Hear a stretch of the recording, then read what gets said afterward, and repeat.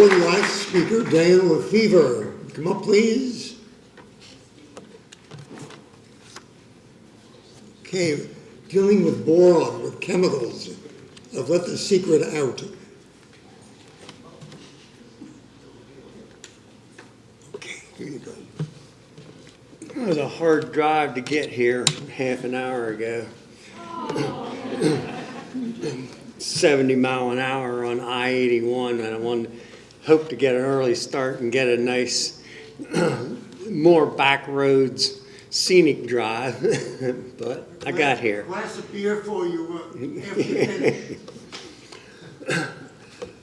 I have 60 plus years of organic horticulture experience. I was born into it. My father started into organics and homesteading right after World War II.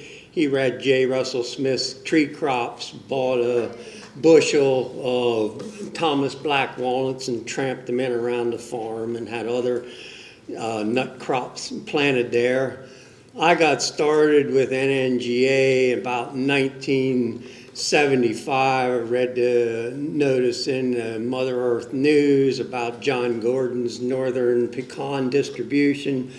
Got those nuts and planted those, and been a member ever since, 50 years almost now. And I've got 7 of those pecan trees are producing. One of them has a slightly bigger nut. Instead of being pinky finger sized, it's thumb sized.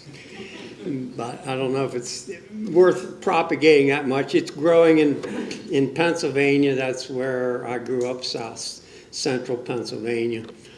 Was zone 6 at the time, and it's almost zone 7 now. I've since moved to Virginia about 8 years ago on the east side of the Blue Ridge, and so I'm working down there. I'm working with other people's chestnut plantings, and I've been I do a lot of foliar feeding for disease and insect resistance and plant health. And so I've been doing that on the chestnuts as well. And then I heard that boron, this was from Graham Sate from Nutritech Solutions in Australia. It does an awful lot of work with large-scale biological production.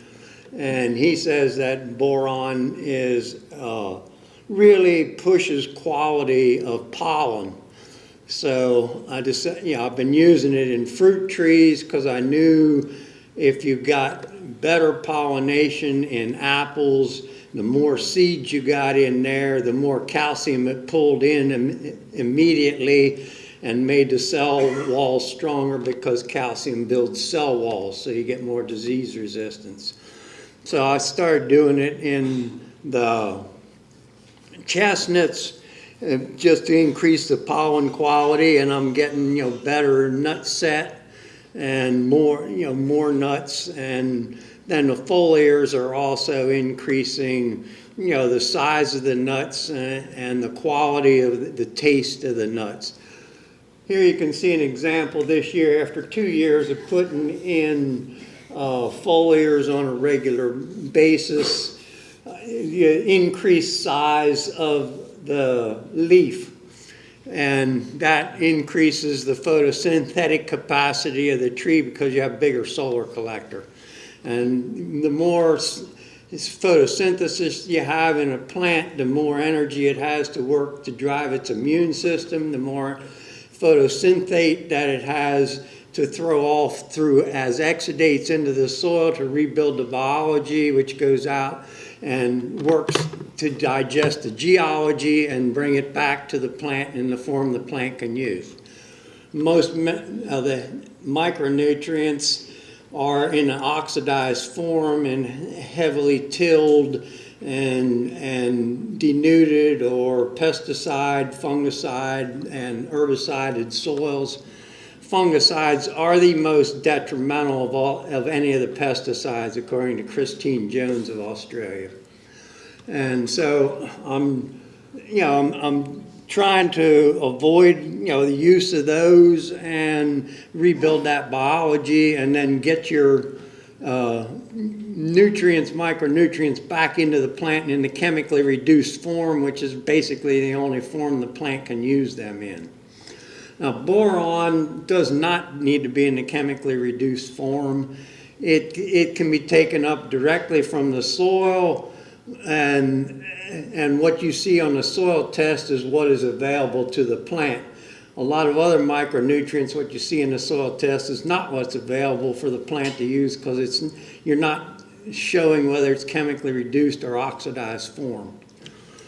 So boron is low in almost all soils east of the Mississippi because it's very water soluble and gets washed out.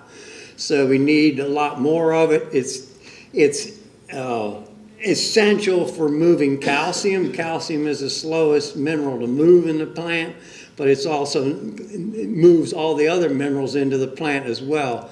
But it's essential to get calcium to move into the plant, so I want to be putting it on for that reason as well. And it's constantly washing out of the soil. So I'm using a foliar form that I'm putting on that's both biologically and folic acid linked. And that gets it in directly into the plant really fast. And so, with better pollination, I'm getting better, nut set. And then, the cell division is improved by better nutrition quality. And that happens right after pollination, so you get bigger nuts. All your cell division takes place within about 10 days to 2 weeks after pollination on fruits and nuts. And if you're limited in that time for the maximum cell division, and then those cells just plump up and fill out over time and determine the size of your nut or your fruit. So calcium is also essential, part of the cell wall, so it helps with disease resistance as well. And the other thing about boron is it's insecticidal. I'm sure a lot of you have used ant poisons, and the majority of those are based on boron. And what happens in the case of ants is they eat it, but it doesn't kill them immediately. They carry it back to the nest. It's a cumulative toxin, and eventually it gets fed to the queen, kills the queen, and then you eliminate the whole ant nest. But there's also maybe the possibility that they talk about boron toxicity in plants being a real factor, and you can't use too much of it, but maybe it's insecticide companies promoting that to not be putting so much boron on, because then you'll need to buy more insecticide. Not definite, but a possibility. I think I actually heard about this from a soil scientist from Cornell that came and visited our farm 60 years ago, and he talked about using boron for controlling an insect in peaches. And he probably was talking about plum curculio, which I didn't even know what it was at the time. It's in the same family as chestnut weevil and pecan weevil. It's also a weevil. But they're all insects that lay eggs by cutting slits into the side of the fruit or nuts and lay an egg in there. And the reason they cut that slit is it scars the fruit and it can't expand as fast. When a small fruitlet or nut is expanding so fast at its early growth, it can actually squeeze a small larvae or egg that's laid there, and the larvae that's hatching out and trying to get into the fruit or nut. It's expanding so fast it'll squeeze it and kill it. So by having boron, addition, I'm getting some insecticidal activity on chestnuts that I'm not seeing anywhere near the weevil content. I'm not entirely sure that it's just that alone, but I think it's very important for that. So how it's working, I don't know if it's a poisoning type thing, cumulative poison, or if it's just a deterrent, or that the plants are just healthier. But I know there's two species of chestnut weevil. One comes out early in the spring, another one doesn't emerge until August.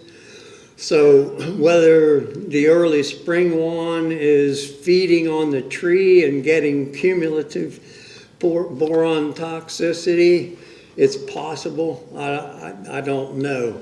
Whether, or maybe it's just enough in the nut itself that, you know, when that one lays eggs, or the later one coming out in August lays eggs, there's enough toxicity in there as the larvae start to feed, it kills it that way.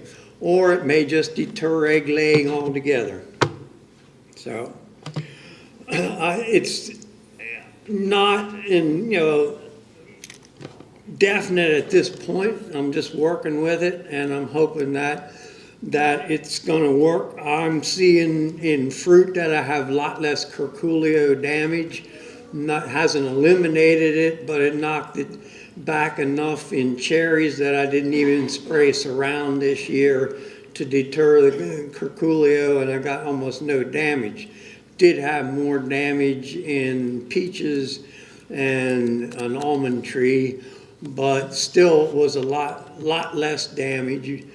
So I think it's definitely working, and I think it's something that needs to be explored more as a way to control chestnut weevil.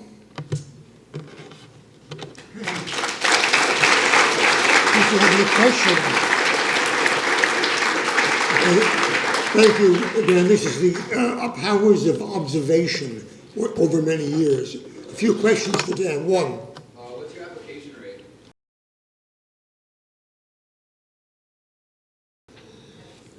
I just have to guess at it, but I would say it's a few ounces foliarly, to well, it's like a quart of the material per acre, which is probably about 2% boron. But this is something I didn't mention.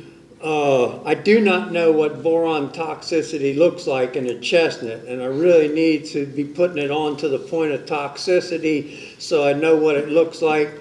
But calcium is the antidote.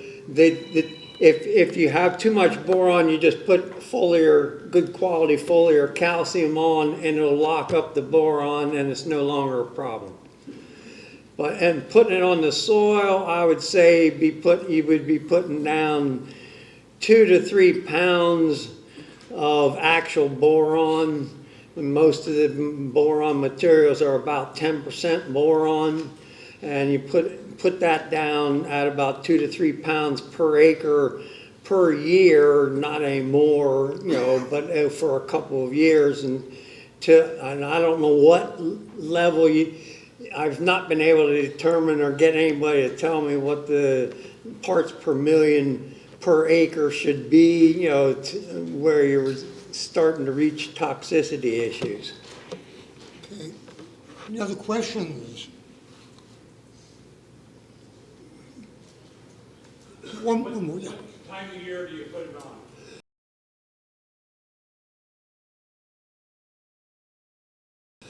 I'm putting it on just as it starts to bloom. So because I'm really pushing for to push pollination, but then I'm going back in and putting it on again. I'll be putting it on as soon as I get home in August, because that's the time when the weevils are starting to lay eggs. And I'm also using acetol, which is a water-soluble neem. That's systemic. It's one of the very few systemic insecticides. So I'll put that on with it as well in August. Okay, any other questions? Okay, if not, we give Dan another round of applause.